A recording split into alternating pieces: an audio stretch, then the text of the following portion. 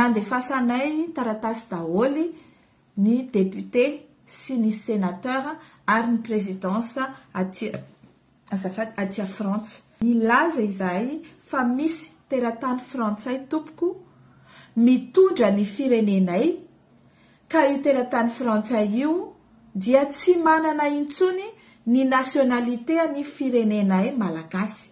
Ny lalàna ty aminareo mazava milaza fa tsy azo ny teratany frantsay anankiray ny mitsabatsabaka amin'ny fitantanana ny raharaham-pirenena na firenena vahiny. Novalian'zareo moa zany ny fangatahanay ary de nilaza izy fa mijery ny fotoana izay ahafahany mandray anay ny filoha Macron dia ho raisiny izahay.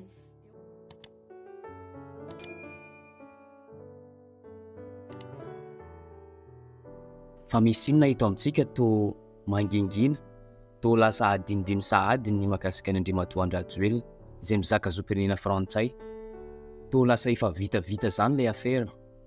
Ny zavatra tsy fantatra amin'ny vahoaka malagasy ange mbola frantsay ny mitondra antsika hatramin'izao filoha Andry Rajoelina ange frantsay. Fanirisoa Ernaivo manokana dia mampatsay na dia efa hita aza ho leo ny malagasy mahakasika ny article 42, article 46, article 24 ny tokony ampiarina ny lalàna satria tsy tokony ekena zavatra ohatr'izao, tsy tokony ekena ny famadihana ny tanindrazana.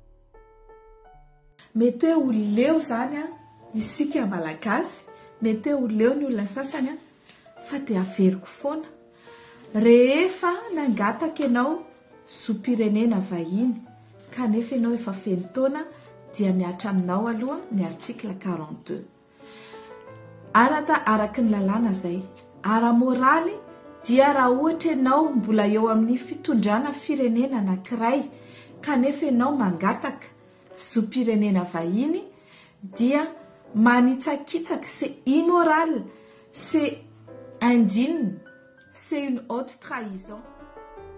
Prova anankiray maneho fa tsy vitavita ho azy ty aferan'Andriamatoa Andry Rajoelina ty dia nametraka fitoriana teny amin'ny fitsarana avy momba lalam-pandroenina i Fanirisoa Ernaivo sy ny mpiaradia aminy ny anamelohana ny Andriamatoa Andry Rajoelina no ny famadiha tanindrazana izay nataony. Ao anatin'ity fitoriana ty ihany arak'izany tsy mitombina ny filatsako vidinana Andriamatoa Andry Rajoelina tamin'ny 2024. Tsy mitombina ihany koa ny lisam-pifidianana ankehitriny misy ny anaran'ny Andriamatoa Andry Rajoelina. Tsy Fanirisoa Ernaivo rery ihany no nitory fa ny antoko politika madio ihany koa izay tariny babara Kotarso dia nametraka fitoriana teny amin'ny antenimieram-pirenena ny anamelohana ny Andriamatoa filoha Andry Rajoelina ny tokony ampitsara anazy amin'ny asany tsy misy atakandro. Zany taratasy zany moa dia efa voaray Andriamatoa filohan'ny antenimieram-pirenena soamantsara saingy tsy mbola nisy valiteniny hatramin'izao. Raha ny ho an'ny zareo manokana dia tsy tokony hisy fivoriana ara-potoana satria efa fantatra mazava fa tsy mizaka zopirenena malagasy izy ary tokony andraisana fepetra vonjimaika ny anatsara anazy eo amin'ny asa izay ataony. Na dia maro aza ny fitoriana izay napetraka teny amin'ny tompona ndraiky mpanjakana maro dia tsy mbola nahitana vokany zany ka hatramin'izao tsika miteny izao. Midika ve zany tokony avela vitavita ho azy ve izao toedrara zao? Valiny dia tsia.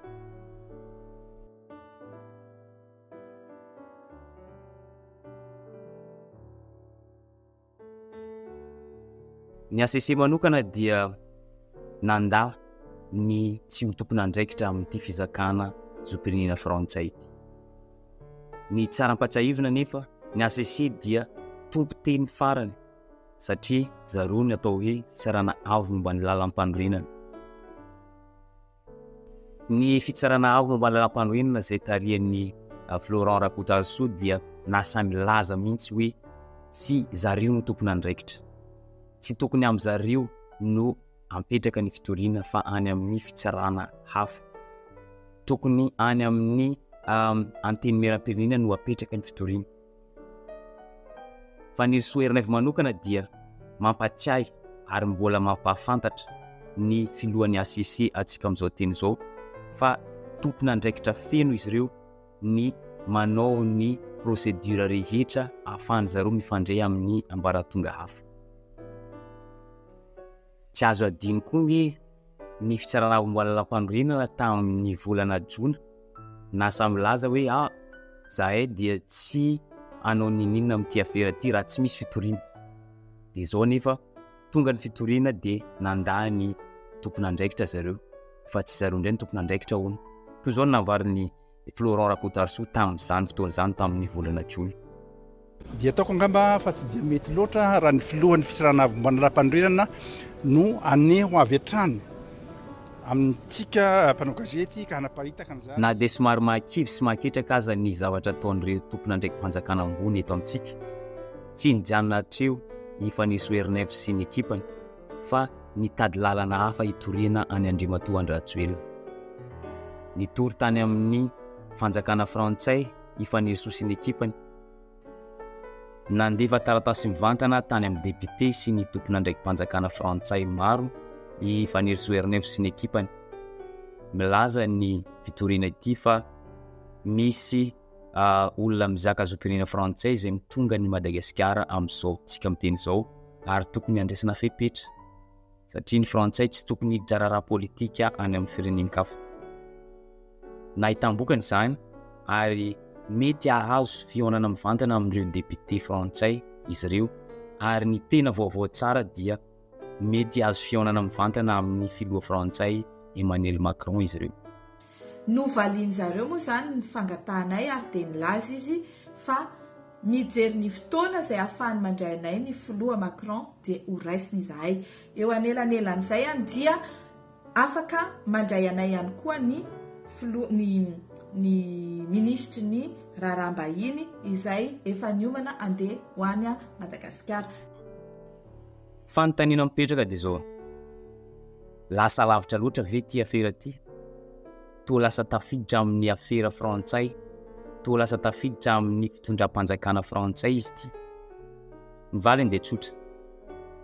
Ny fitondram-panjakana malagasy dia tsy te handray andraikitra, tsy te ho tandalana, nefa lazaina foana hoe tandalana i Madagascar. Rehefa tsy hanao ny fitondram-panjakana malagasy, maninona raha fitondrana hafa no afaka miditra antsehatra mba handray andraikitra ny mba handray andraikitra makasika ny olo zareo satria filoha Andry Rajoelina ngy frantsay, zany hoe manana zo feno ny filoha frantsay, ny fanjakana frantsay anome sy handray andraikitra sy hampiatra lalàna amin'ny filoha Andry Rajoelina. Eto ampamaranana dia saiko milaza fa to lasa efa dindin'ny malagasy zany ty afera makasika fizakana zopirenena frantsay ity. To lasa efa vitavita ho azy zany ny afera makasika ny Andrimatoa Andry Rajoelina.